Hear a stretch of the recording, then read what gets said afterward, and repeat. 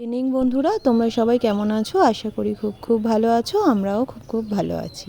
পার্থ মাম্পি ক্রিয়েশনে সবাইকে অনেক অনেক ওয়েলকাম। আজকে আমাদের বাড়িতে রান্না হচ্ছে এঁচোড় চর্বি। আজকে ডিনারে আমরা সবাই মিলে খাবো এঁচোড় চর্বি। সেটাও আবার বানাচ্ছে আমার বরমশাই।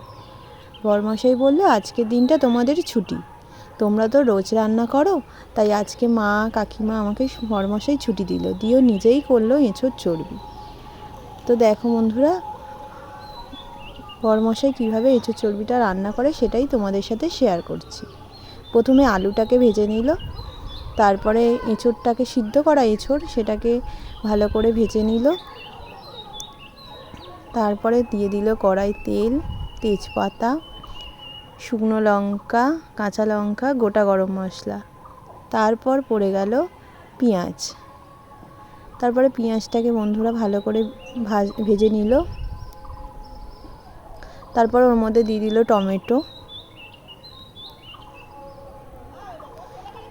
দিয়ে ভালো করে একটু চিনিও দিয়েছিল, একটু নুনও দিয়েছিল, দিয়ে ভালো করে মশলাটাকে ভাজছে লাল লাল করে। তারপরে ওর মধ্যে চলে গেল আদা বাটা,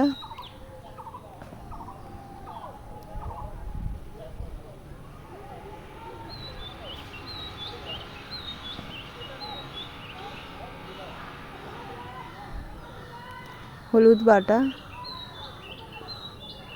ও আচ্ছা বন্ধুরা, ওর মধ্যে আদা রসুন বাটা একসাথেই দিয়েছিল। তার মধ্যে দিয়ে দিল হলুদ গুঁড়ো, জিরে গুঁড়ো, ধনে গুঁড়ো, লঙ্কার গুঁড়ো, সব কিছু দিয়ে একসাথে মিক্সড করে নিচ্ছে।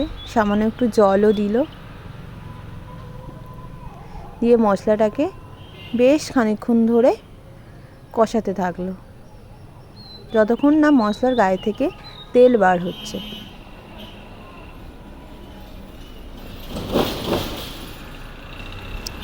তারপরে বন্ধুরা আমাকে বললো একটুখানি দইটা একটু ভালো করে মিক্সড করে দাও।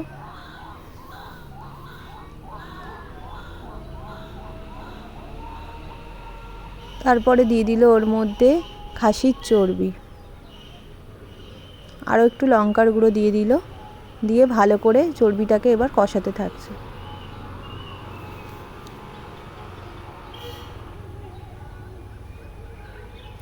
যতক্ষণ না চর্বিটা একটু ভাজা ভাজা হচ্ছে, কাঁচা গন্ধটা চলে যাচ্ছে, ততক্ষণ চর্বিটাকে তারপরে দিয়ে দিল এঁচোড়, সিদ্ধ করা এঁচোড় যেটা ভেজে রেখেছিল সেটাকে দিয়ে এবার একসাথে কষাতে থাকলো।